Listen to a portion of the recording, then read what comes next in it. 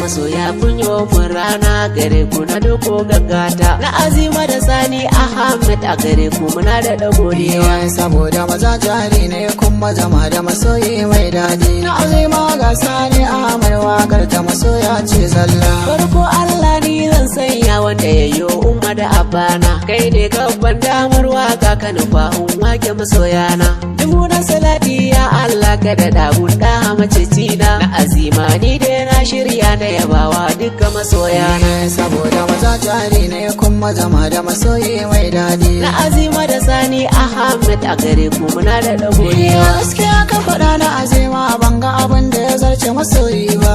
kwarai na masoya tabbata ba za ya yi karko ba a dare ko rana ne ba za na gaza da masoya ba Allah bar mata da ga addu'ar da na kewa masoya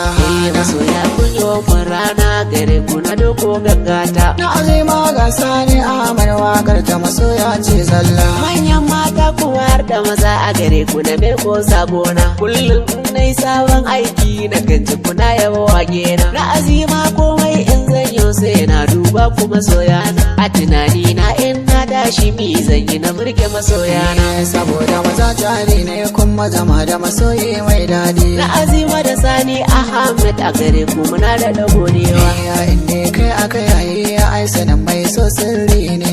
shi mai so da masoyi ya haɗuwar sanafan Allah ne da masoya na sani fata alkhairi ne